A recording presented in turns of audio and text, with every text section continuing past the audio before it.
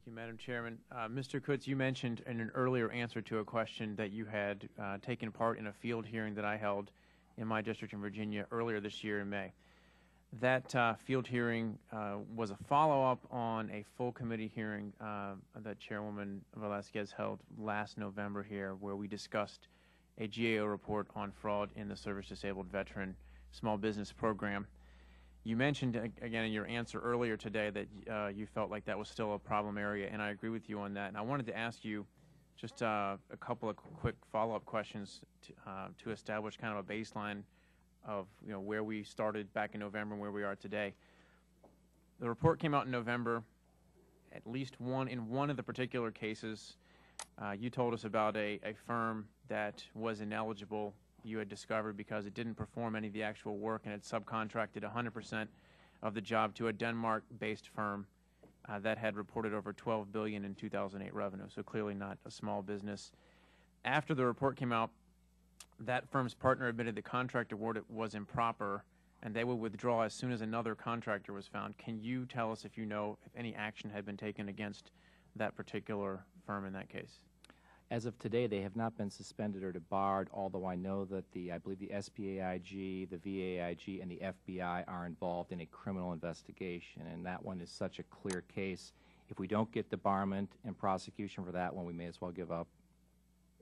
Okay, I appreciate that answer. What about the other 9 cases that you mentioned in that you had found fraud in the report that you released last November? Have any of those companies involved been suspended or debarred to your knowledge? None as of today. I do believe there are ongoing criminal investigations on several. There is even a grand jury involved with one, I believe. So there is some hope that we'll get one of these first prosecutions hopefully here. But again, there's nothing imminent that I'm aware of.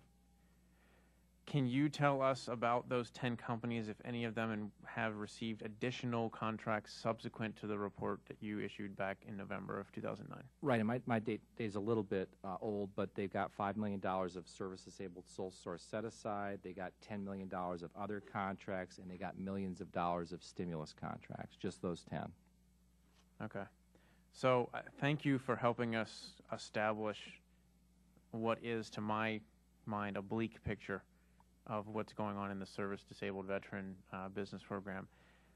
You came to my district in May where you gave us an update on and some of these figures, where we talked with some local businesses, service-disabled business owners, about their impressions of the program and what they thought about it. We've talked a lot today about penalties and how important it is to have consequences when firms commit fraud in order to deter other firms from doing exactly the same thing and continuing to create the same kind of problems that we've already seen revealed.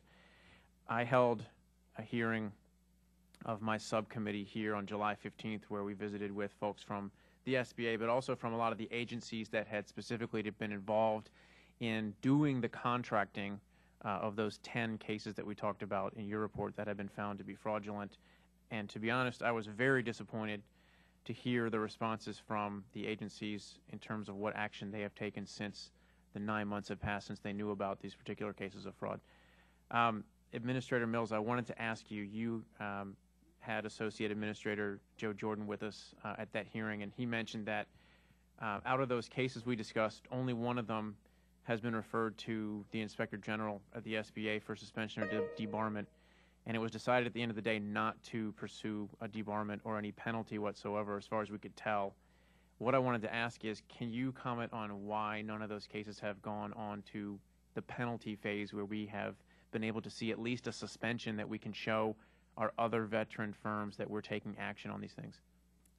Well, first, I want to thank you for your leadership in this area. This is a shared goal because, as you said, if we don't have the enforcement action, people won't believe there's a real consequence to misbehaving.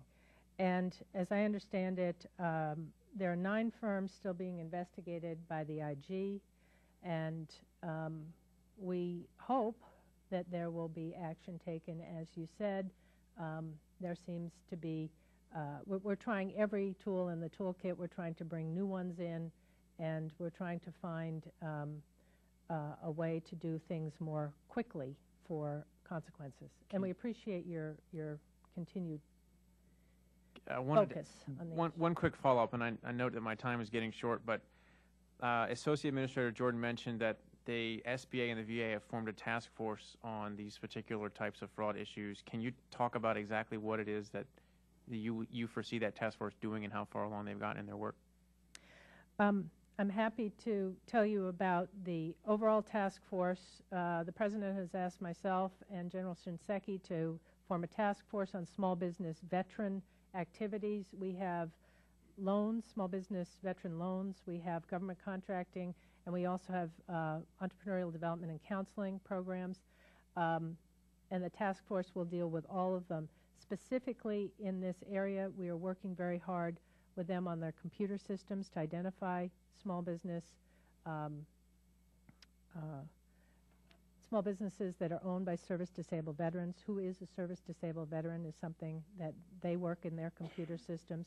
And on any other specifics, I'm happy to have Mr. Jordan come back to you with. I would appreciate, and as I told the folks that were participating in my hearing, we intend to continually follow up on this issue. Yep. It's been 9 months since the first report came out. My feeling is that having talked to a lot of folks representing many different executive agencies, there's a big focus on process here, task forces and committees and other things. But at the end of the day, the folks that pay the bills for us, the taxpayers, want to see some results here, and I think we owe it to them to show them results. And results mean consequences on the businesses. And so while I appreciate the fact that we're making progress in the sense of setting up procedures, we need to get to the consequence phase in some way that we can report openly and honestly to the taxpayers that we've pursued fraud and we've rooted it out. There's a reason why I have written a bill that provides for criminal penalties for those who would defraud this program, because I think it's important that they see a real result when they try to defraud our veterans and our taxpayers, and we're counting on you and the other agencies to show us some results from your work as well. So thank you very much. Thank you.